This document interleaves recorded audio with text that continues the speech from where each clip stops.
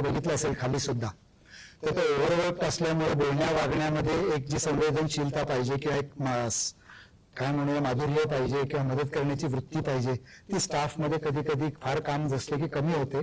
ती सुधारण्यासाठीचे सूचना आणि ट्रेनिंग सुरू केलेलं आहे. आणि तिसरी गोष्ट म्हणजे आजचा शेवटचा राजीनामा आहे. आता आपल्याला शासनाच्या अधीन नसलेले काही प्रश्न विचारायचे असेल तर त्याची मी माझ्या परीने उत्तर देईन.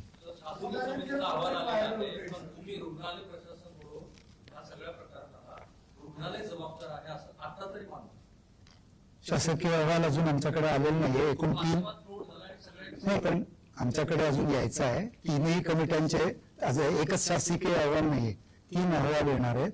ते सर्व अहवाल आल्यावर त्याचा अभ्यास करून या विषयावर मत देणं योग्य होईल. प्रत्येक अहवालावर मुक्त करणं म्हणजे खूप घाई झाल्यासारखं होईल.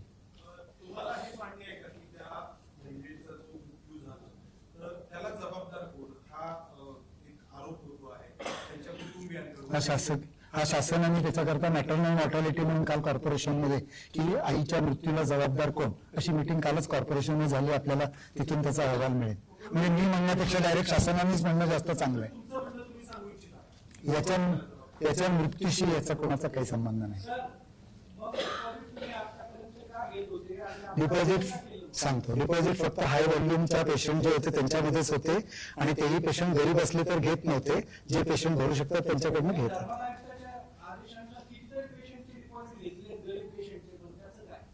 घेत आता तेच सांगतो मी, जेव्हा काम खूप वाढतं आणि जास्त कॉम्प्लेक्स केसेस येतात त्याला सुरुवात झाली आणि ते आम्ही बंद केले. मी आता तो वादाचा मुद्दा करत नाहीये, आम्ही बंद केला असा मुद्दा मी मांडतो. हॉस्पिटलचा जो पालिकेचा टॅक्स आहे तो कोर्टाच्या अधीन आहे. हॉस्पिटलचा कॉर्पोरेशनचा 1ही रुपया आम्ही थकवलेला नाही. आम्ही जे पैसे भरतो ते कोर्टामध्ये भरतो. आता जे आम्ही टॅक्सचे पैसे भरतो ते कोर्टामध्ये भरतो. त्याच्यात आमचा 1ही रुपयाचा टॅक्स थकलेला नाही आणि थकूच शकत नाही, तर बंद करतील. मी सांगतोय ना कोर्टामध्ये, मी आपल्याला सांगतोय ना कोर्टामध्ये टॅक्स भरतो. याचा अर्थ तुम्ही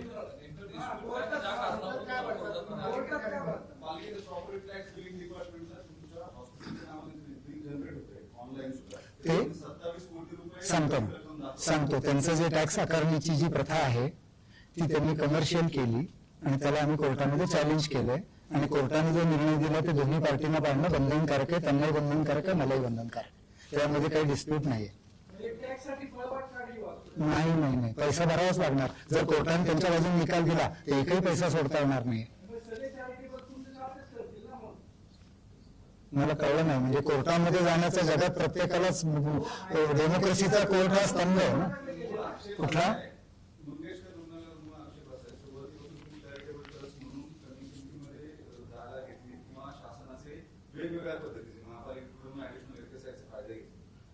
नाही, ते FSI ला सगळे पैसे भरलेले, काही फायदे नाहीत.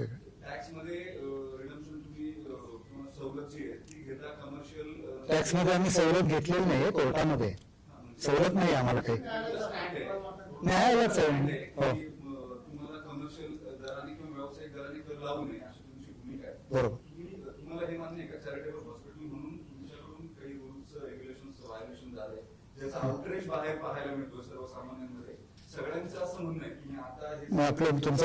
तुमचं म्हणणं मला समजलं. फक्त मी असं म्हणतो की चॅरिटेबल आम्ही काम करतो का नाही ठरवण्याची ज्या यंत्रणेवर जबाबदारी आहे चॅरिटी त्याच्यात 2 महिन्याला आम्ही आमचे सर्व चॅरिटीचे हिशोब त्यांना सबमिट करतो. आणि तुम्ही हा प्रश्न त्यांना विचारला पाहिजे चॅरिटी कमिशनरना की दीनानाथ रुग्णालय चॅरिटीच्या रुग्णांची नियमांची करते का नाही.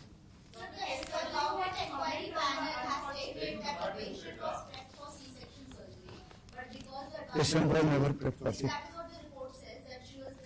आपण आता काय, मला काय वाटतं, ऐका ना I have understood your question. Patient was never prepped for any surgery and this is under the investigative committee. All our reports, findings, camera footing, where she was in the room, everything is handed over to the government. So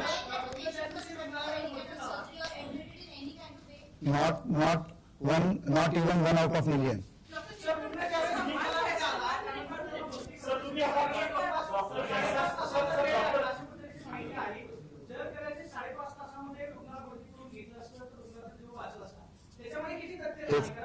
याच्यात त्यात तथ्य नाहीये, म्हणूनच maternal mortality कमिटीची meeting काल कॉर्पोरेशनला झाली.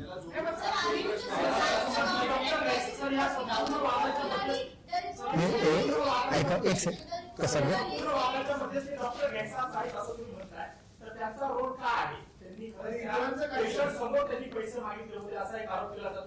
ते सगळे व्हिडिओ, बरं मला आपला प्रश्न कळला, ते सगळे व्हिडिओ शासनाकडे सबमिट केले.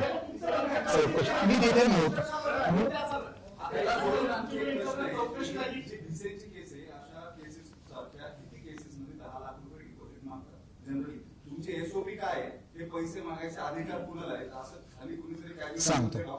सांगतो आमच्याकडे डिपॉझिट मागायची पद्धत डॉक्टरांकडून नाहीये. हा आमचा ऍडमिशनचा पेपर आहे. त्या पेपरवर खर्चाचे अंदाजपत्रक असे लिहिले. हा छापील पेपर प्रत्येक रुग्णाला दिला जातो. हा दिसेना नाही. Every single patient get this paper. Doctor याच्यावर लिहितात पेशंटचं नाव, त्याला कोण डॉक्टर ऑपरेट करणार आहेत, शस्त्रक्रिया करणार आहेत का नाही करणार आहेत, खर्च किती होईल. डिपॉझिट लिहायची पद्धतच नाहीये. परंतु काही कारणाने त्या दिवशी राहू केतू काय डोक्यात आला, डॉक्टरांनी एक चौकन करून त्याच्यामध्ये 10 लाख डिपॉझिट लिहिलंय. ही गोष्ट खरी आहे. असं कोणीही लिहित नाही. त्यांच्यापैकी कोणालाही तुम्ही विचारू शकता. मी इथे रोज साधारणपणे 10 शस्त्रक्रिया करतो. आजवर किती केल्या असतील, अगणित असतील. एकाही पेशंटला असं काही लिहून दिलेलं नाही माझ्या आयुष्यात. या लोकांनी काय दिलं असेल त्यांना तुम्ही विचारू शकता.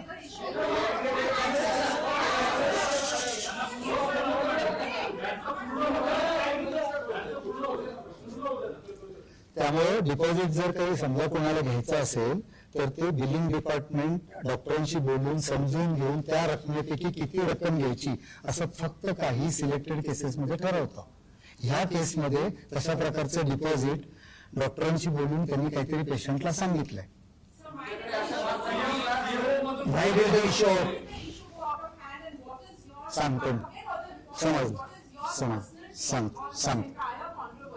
सांगतो जर हे रुग्ण प्रशासनाच्या कुणाकडेही आला असता, प्रशासन म्हणजे सचिन पवारांचं ऑफिस, चॅरिटीचं ऑफिस, या कुणाकडेही कंटेनर पूर्वी इथे ट्रीटमेंट घेऊन गेले, ते जर आले असते तर कदाचित आज या प्रकरणाला हे वळण लागलं नसतं. ऑल द टाइम ते काय झालं, फक्त त्यांचं डिपार्टमेंट, त्यांची ओपीडी आणि नंतर तिथून घरी जाणं रागावून, असं म्हणूया आपण. ते ऑलरेडी दिलंय. आपण आता जे शासनाच्या चौकशी आधी नाही ते आता रिपीट करायला.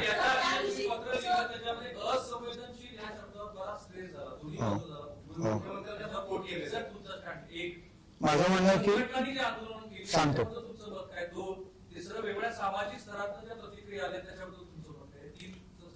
एक एक घेऊ आपण. मला लक्षात नाही राहिलं तर एक एक सांगा. असंवेदनशीलता म्हणजे ज्या रुग्णालयामध्ये खूप काम चाललंय तिथला स्टाफ पेशंटच्या प्रती कमी संवेदनशील होतो. हे शासनाच्या काही गव्हर्नमेंटच्या प्रायव्हेटच्या सगळ्या ठिकाणी, अगदी रेल्वे स्टेशनवर गर्दी असली, एअरपोर्टवर आपण आता बघतोय.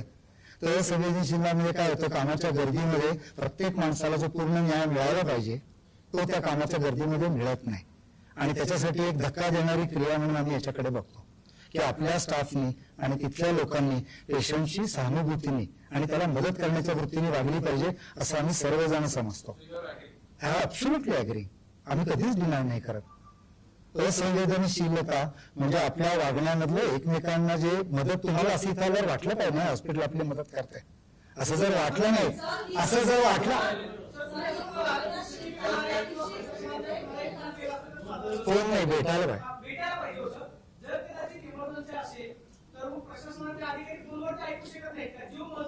ऐका ना ते आता तुम्हीच ऐका एक सेकंड. तुम्ही एकाच वेळी सगळं करण्यापेक्षा ते इथे 5 तास होते. ते हॉस्पिटलमध्ये पूर्वी 5-6 वेळा येऊन गेले होते. त्यामुळे त्यांच्या ऑफिसला जाणं त्यांना 5 तासामध्ये नक्की सोपं होतं. त्यामुळे आपण त्याच गोष्टी परत काही टाळायला नको आता, नाही तर मग संपणारच नाही.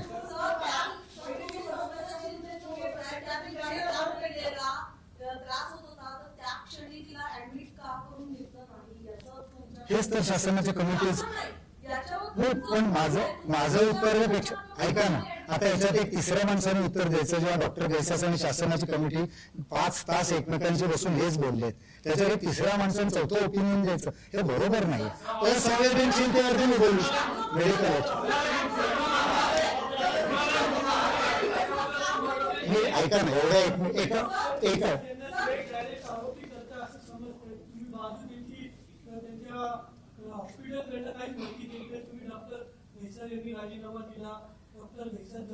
जबाबदार नाहीये. ते शासन आणि त्यांच्यामध्ये जे सगळं डायलॉग झालाय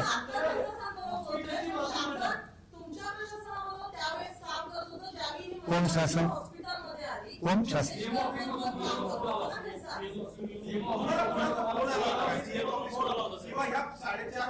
पेशंटच्या नातेवाईकाचा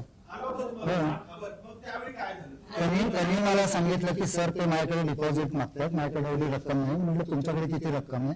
तर त्यांनी सांगितलं की मी 2-2.5 लाख रुपये भरू शकतो.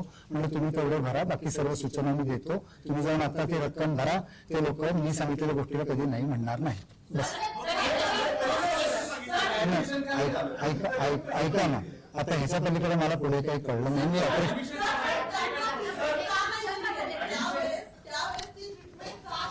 डॉक्टर बैसास आणि शासन, कारण ती ट्रीटमेंट देणं, ऐका ना, ट्रीटमेंट देणं हा माझा भाग नाहीये.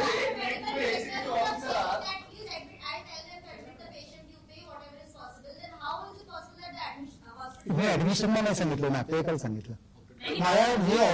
मी ऑपरेशन करत असताना नातेवाईकाचा फोन आला, एकदा आला, मी घेतला नाही, दुसऱ्यांदा आला. मला तसं असिस्टंटने सांगितलं की सर कोणतरी परत फोन करते, तुम्ही घ्या. मी घेतला आणि त्यांना सांगितलं की तुम्ही तुम्हाला जे शक्य आहे ते भरा, बाकी ट्रीटमेंट ते होईल, तुम्ही काळजी करू नका. एवढाच आमचा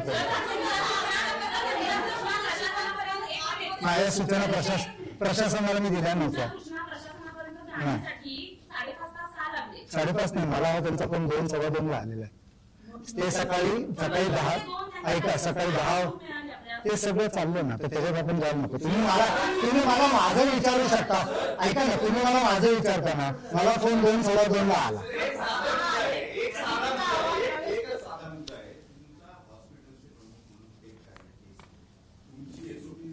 सांगितलं मी ऑलरेडी ते.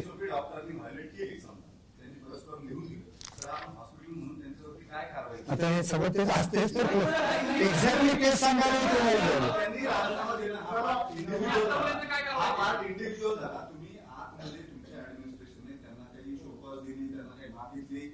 तुम्ही का लिहून दिलं, त्यांनी त्यांचा काही खुलासा तुमच्याकडे दिला, तुमच्या कमिटीने एक रिपोर्ट दिलाय, त्याच्यामध्ये त्यांनी सांगितलेल्या गोष्टी घेतल्यात सगळ्या. त्या गोष्टी कशी निघून गेली हे तुम्ही पुट ऑन करताय. जेव्हा प्रेशर वाढलं, ऐका, प्रेशर वाढण्यास प्रेशर माझ्यावर नाही वाढलेलं, त्यांच्यावर वाढलंय आणि ते त्यांना सहन होत नाही. ही कॅनॉट हँडल दॅट प्रेशर. आणि ते प्रेशर बरोबर ना, मला कळलं ना, तुमचं म्हणणं चुकीचं ना.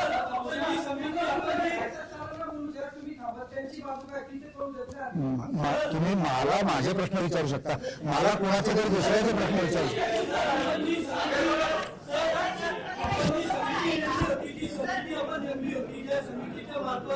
आवाज दिला, सार्वजनिक केला गेला, त्या महिलेच्या संदर्भात हा एक प्रश्नाचं उत्तर देतो. आमचा जो अहवाल मीडियाकडे दिलेला आहे त्या पेशंटच्या आजाराचे कुठलेही डिटेल्स नाहीये. ऐका पेशंट ऐका, तुम्ही स्वतःच्या मनाने न बोलता आम्ही जे काही सांगतोय ते ऐकायचं असेल तर कॉन्फरन्स होईल. आम्ही जे तुम्हाला अहवाल हा आम्ही शासनाकडे पाठवलाय. तुम्हाला जे दिलंय त्याच्यामध्ये फक्त घटनाक्रम आहे, पेशंटचं मेडिकल कोणतीही गोष्ट त्यात नाही. आज जे तुम्ही विचारलं सांगतो मी, आता जे तुम्ही म्हणताय की मेडिकल ट्रीटमेंट तिला काय गेली हे त्या अहवालात आहे शासनाच्या. तिला पूर्वी काय आजार होते का हे आहे त्या शासनाच्या अहवालात. तिला आम्ही पूर्वीचे काय आजार होते तुम्हाला आम्ही दिलेले नाही.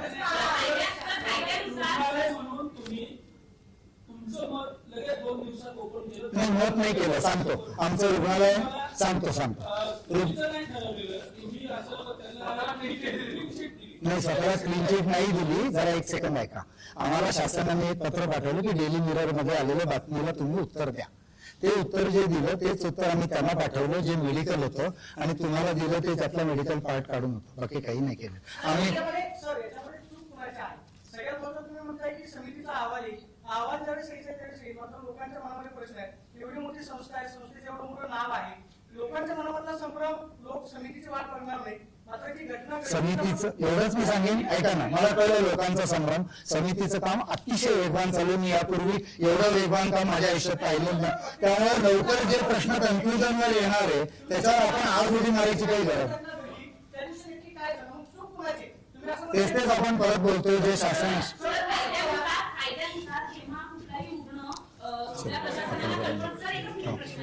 कायद्यानुसार कोणताही रुग्ण जेव्हा प्रशासनाच्या कल्पनांमध्ये निघून जातो तर आपल्या हॉस्पिटलनी किंवा डॉक्टरनी ऍब्सॉल्युटली पेशंट आणले आहेत अशी पोलिसांकडे तक्रार करायची असते, तर आपल्याकडून तशी काही तक्रार केली का? फक्त ऍडमिट असला तर एखादा सांगतो एखादा पेशंट ओपीडीत आला, एक सेकंड,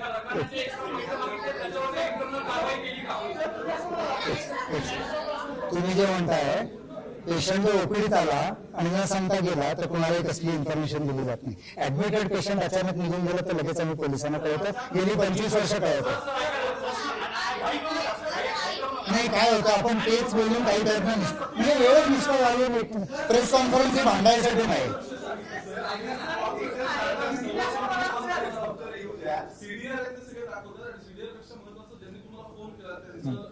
हो किती वाजता? ठीक आहे, म्हणजे असेल हे ऐका ना, माझं काय म्हणणं ऐका, 1:29 काय किंवा 2 काय मी ऑपरेशन मध्ये त्यांचा कॉल आला, मी घेतला, बोलणं झालं. ह्याच्या पलीकडे काही नाही. सकाळी 10ला वगैरे आलेला कॉल नाहीये, एवढंच मी सांगतो. सकाळी 10ला वगैरे आलेला कॉल नाही, उशिरा आलेला कॉल. बाकी काय माझं म्हणणं नाही. मी त्याच्याबद्दल वाद घालू पण इच्छित नाही.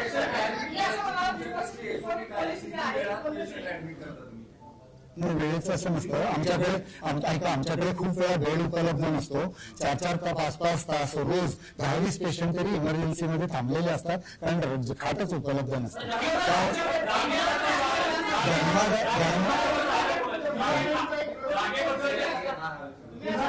पत्र बाहेर होते त्यामध्ये तुम्ही जे त्यांच्याकडून सुद्धा फी आकारली, त्यांनी जागा तुम्हाला दिली. मूळ जागा मालक जे खिलारे त्यांनी पोस्ट फेसबुक वरती लिहिली आणि त्याच्यामध्ये तुमचाही उल्लेख केला की तुमच्याकडे ऍडमिट असताना तुम्ही त्यांना गप्पसी व्हिजिट दिली होती. त्यांचं बिल तर तुम्ही 3.5 लाख रुपये घेतलं. 3.5 लाख नाही, तुमच्या सगळं चुकीच्या गोष्टी, रुपये सुद्धा त्या बिलामध्ये सगळं चुकीचं. जागा त्यांनी शासनाला दिली आणि शासनाने आम्हाला दिली. जागेचा करार आमचा त्यांच्याशी झालेला नाही. सर, तुम्ही असं म्हणाला की पोलीस पोलिसांनी बंद केलेली आहे. आणि हे तुम्ही जे म्हणताय ते चुकीचं आहे.